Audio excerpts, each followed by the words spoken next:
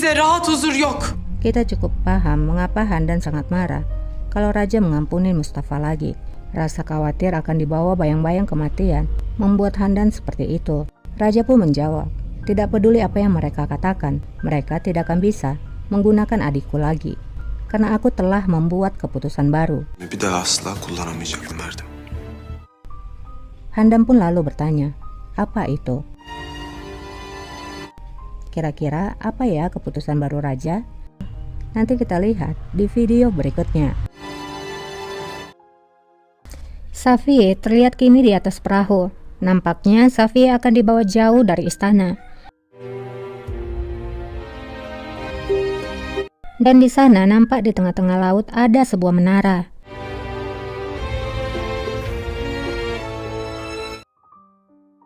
Kita beralih dulu ke istana. Qasem dan Janet sedang berbicara. Janet berkata, aku telah melihat Hachia. Dia sedang menanyai orang-orang untuk sebagai bendahara.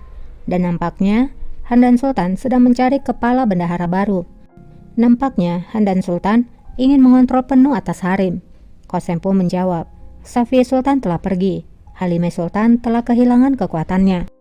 Sekarang Handan Sultan mengarahkan pandangannya kepadaku. Janet pun menjawab, kamu memang tidak pernah berhubungan baik dengan Handan Sultan sejak dari awal. Kamu adalah penyebab dia diasingkan ke istana lama. Karena kamu memberitahukan segalanya pada raja. Dia akan membalasmu untuk hal ini. Qasem pun menjawab, aku tidak duduk diam Janet. Kepala bendahara harus salah satu dari kita. Seseorang yang setia padaku. Janet pun tersenyum. Nampaknya Qasem dan Janet akan melakukan sesuatu untuk mendapatkan posisi kepala bendahara itu.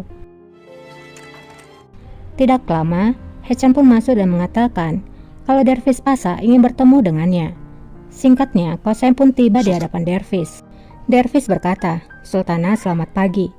Qasem pun menjawab, selamat pagi Pasa. Dervis berkata lagi, kapal yang membawa Safie Sultan dibawa ke dekat menara itu. Safie Sultan akan dibawa ke sana dan dia akan menghabiskan sisa hidupnya terkunci di menara itu. Menara yang berada di tengah-tengah laut Bosporus. Qasem pun menjawab, akan lebih baik jika dia ditempatkan di bawah laut Bosporus. Dervis berkata lagi, rumor mengatakan seorang raja membangun menara berabad-abad yang lalu untuk melindungi putrinya dari ular.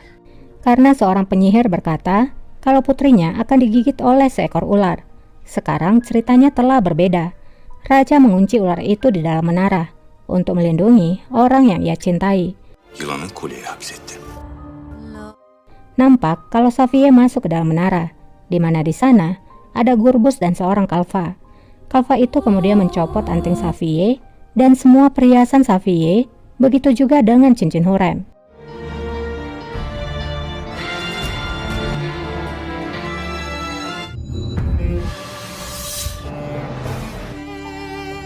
Kembali kepada Qasem. Qasem pun berkata pada Dervis, masih ada banyak ular di sini.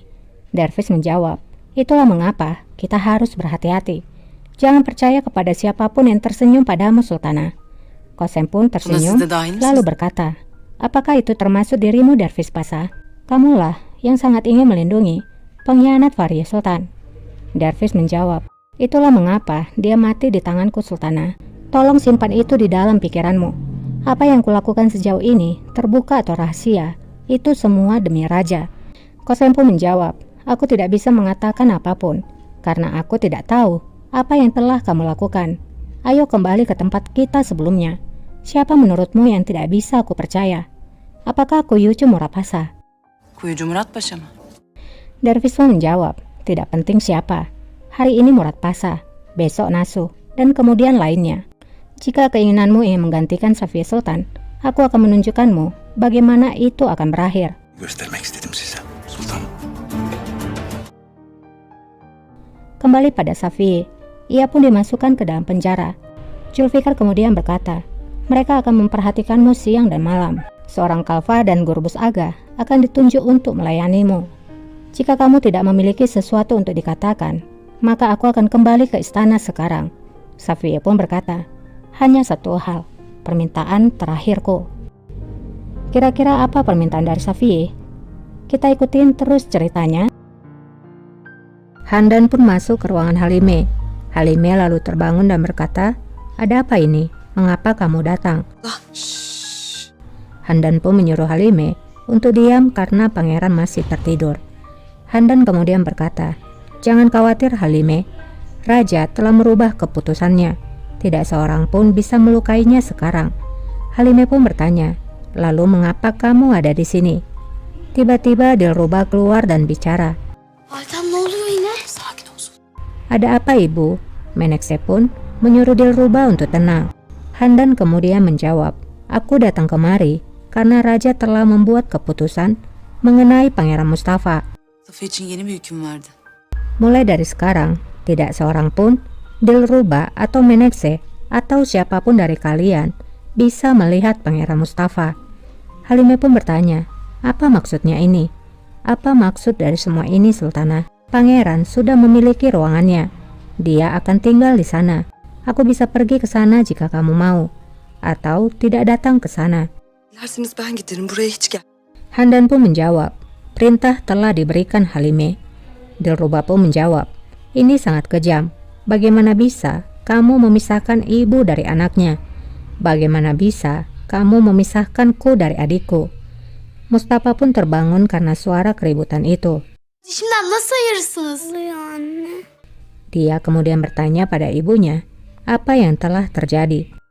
Halime pun mencium pangeran dan pangeran pun kembali tertidur. Canım. Handan kemudian berkata, "Seharusnya kalian bahagia dan berterima kasih. Hachi-a, segera setelah pangeran bangun, lakukan apa yang diperlukan." Uyanır uyanmaz. Setelah memerintahkan Hachi, Handan pun akan pergi.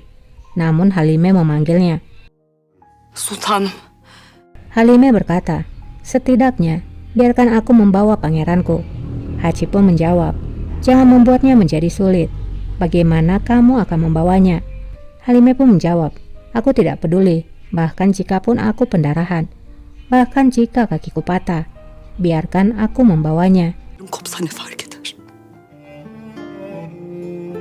İzin verin ben götüreyim. Handan pun akhirnya mengizinkannya. Menekşe. Halime lalu menyuruh Menekse untuk mengambilkannya opium.